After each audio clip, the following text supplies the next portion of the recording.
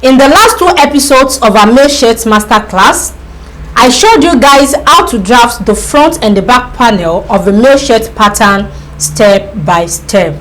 In case you haven't seen that video, the link to the tutorial has been provided in the description area below. You may want to check it out after now. And in today's episode of this masterclass, I will be showing you how to cut out the fabrics using the pattern we drafted in the last episodes. We shall be looking into the cutting of front and the back panels, the back yoke, the pockets, and finally to the construction fully. Kindly support my channel by constantly watching ads on my videos. Please guys, don't skip ads. That's one of the ways I get rewarded here on YouTube. Now let's roll up our sleeves and get to work. My name is Bolaji and this is Regi School of Fashion.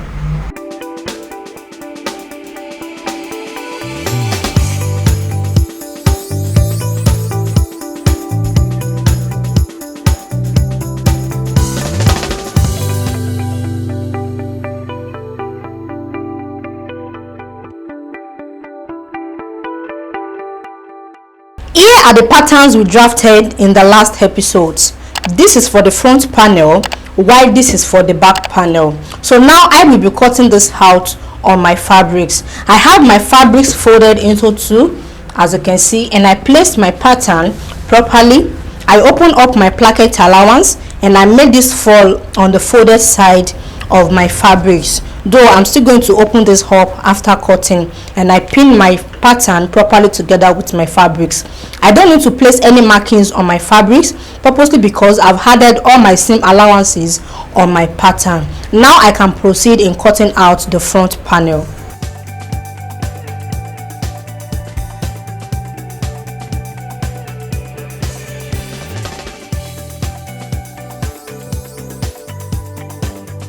Now I have the front panel cut out and I will be placing notches on the appropriate places like the chest level, the waist level and the shirt length. Then I will be opening up the center front. Now I have the back panel on the table, as you can see. So I will be cutting out the back panel. But before cutting this out, I will be separating the back yoke from the back panel. This upper part is going to be the yoke of the shirt, while the lower part is going to be the back panel. So in doing this, I measured 5.5 inches from the shoulder line. From this point to these edges is 1/2 inch of my seam allowance.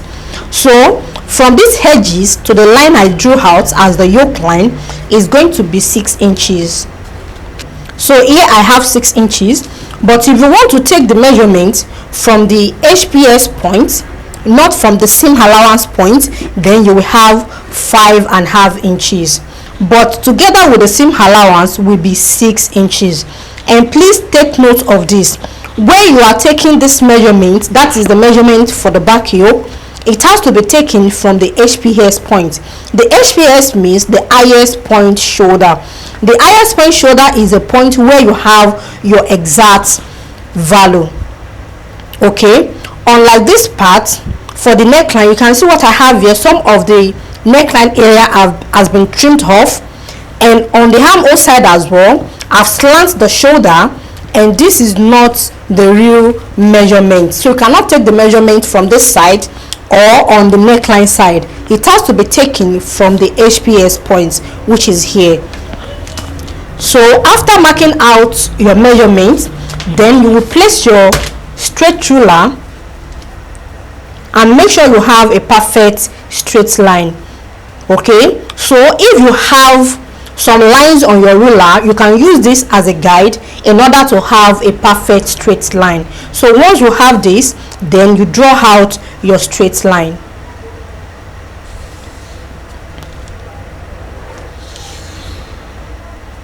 Like so.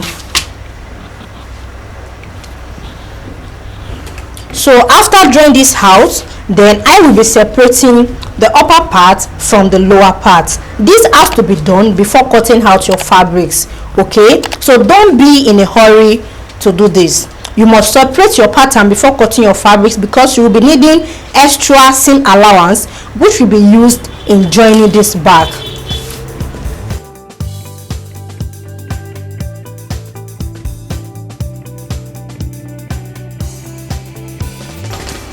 Okay, so now I have this as the lower part and this as the upper part. So I will keep this aside and I'll cut this out first.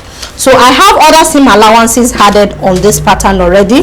The only seam allowance I will be adding is the one that will be at the upper part, which I will be using in joining this together when I get to the construction level. Now I have my back panel cut out. This is for the lower part, while this is for the upper part. The upper part is the yoke and this is the back panel. I added half of an inch at the edges at the upper part, and at the lower part of the yoke I added half of an inch as well. So I cut this out in two places. So one is going to be the yoke and one is going to be part of the back panel.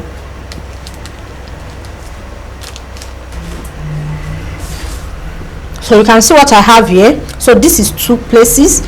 So one is going to be for the back panel in order to complete the back panel, and this is going to be for the yoke. I cut out the two pieces in the same way, no difference, and I added my seam allowance. Now after cutting out your fabrics, the next step is to place your notches. Don't forget to place your notches before separating your pattern from your fabrics. So on the yoke I placed notches on the center. So I have this notch at the upper part and the lower part. Okay, then on the back panel I placed my notches on the chest level and on the waist level, and I have my fabrics unfold. In this case I will not be opening up the center back, so the center back has to be unfold. Now we have all our pieces cut out. This is for the front panel, two pieces, the back panels, one piece unfold, and we have the back yoke in two places. Also, after cutting out your front panel, make sure you place a notch on the center front line on the upper part and on the lower part. So let's move to the construction of our male button down shirt proper, and this will start with the back panel. So I'll fold my front panel aside and we will start working on the back panel. In constructing the back panel, the first thing I will be doing is to construct the pleat. Okay, in constructing the pleat, the back panel is going to be unfold like so.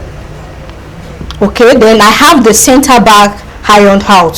So I have my notch on the center back line, so which is here, and I have a notch at the upper part as well. So what I have from the notch point to this folded part is my pleat allowance, and this is going to be done on the right side of my fabrics based on the style we are working with. So I will be constructing a straight line by connecting the two notch points together.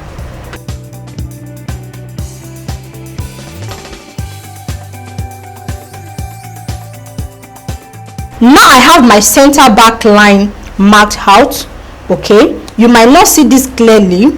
Okay, I don't want the markings to be too obvious on my fabrics, so I will be taking this to my sewing machine now, just the way I'm holding it, still unfold.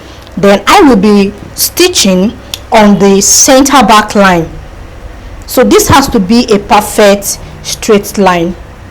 Now I have my center line stitched from the upper part downwards to the hemline. Okay, so after stitching, the next step is to open my back panel up like so. Then I will open up my pleat as well. So I'm going to spread this in such a way the part I ironed out, so which is the center of the folded part of my pleat allowance, will fall at the center. So on both sides I will be having half of an inch here and half of an inch here. Then I will take this to my ironing board and I will give it a press. By the time I'm done with the pressing, I will have my seam covered up like so. But make sure the iron part falls at the center so that we have a very straight pleat at the center back. So guys, now I have my pleat ironed out properly, as you can see. So you can see I have this laying flat, and I make sure the iron part falls at the center, and on the wrong side I have it like so. So after constructing the pleats, the next step is to pick a dart. Don't forget we have our dart plotted on the pattern, so the dart has to be transferred on the fabric, just the way I have it on my pattern. So I've transferred this on the wrong side of my fabrics, and I plotted this the same way I plotted my dart on my pattern. So the next step is to take this to my sewing machine, and I will be picking my dart. So I will be sewing along the shape I drew out for my dart.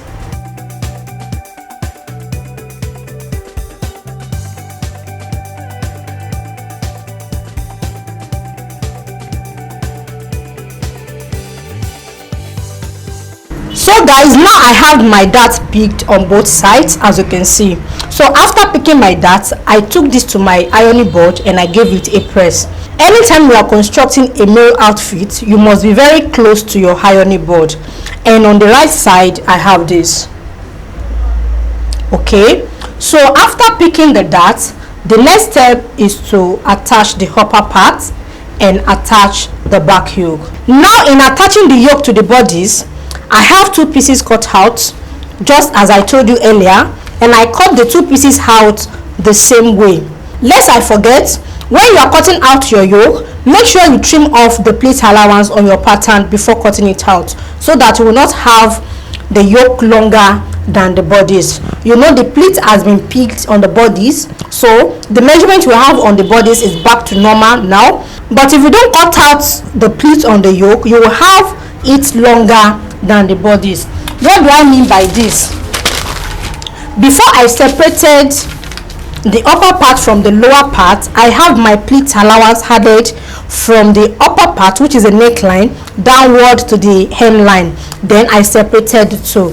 So after separating this, when you are ready to cut out your yoke, you will have to fold in the pleat allowance. Automatically, the pleat allowance will not be together with the yoke.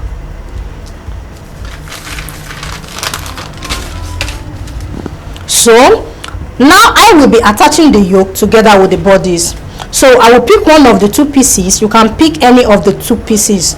So I will pick one and I will position it on the bodies like so, and I will pin them together. Firstly, I will be pinning the center together. So with the help of the notches I have on the center of my yoke, then I will hold this in place. So I will come to the other edges, which is the armhole side. I will pin this together.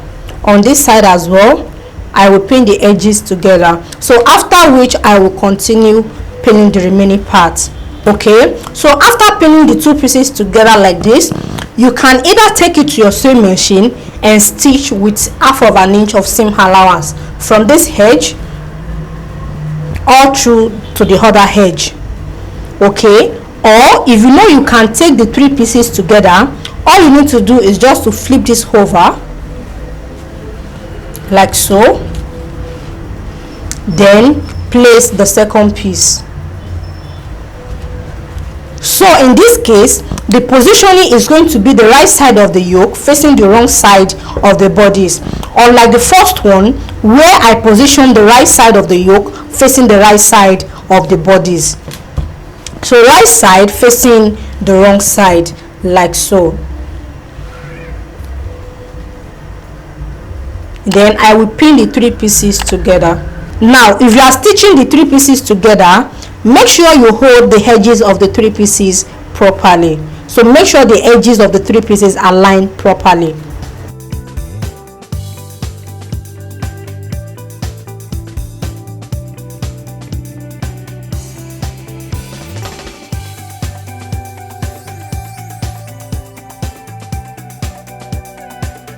So guys, now I have the three pieces stitched together. So this is the first yoke, this is the bodies, while this is the third yoke. Okay, so the next step is to take this to my ironing board. I will open it up like so. By the time I open this up, I will have my yoke on the right side of my shirt, but the right side of the yoke will be showing on the wrong side. Then on the right side of my shirt as well, I will be having my yoke and the body showing like so. So the next step is to take this to my ironing board. I will give it a press properly. So after which I will be applying a top stitch on this part from this edge all through to the other edge.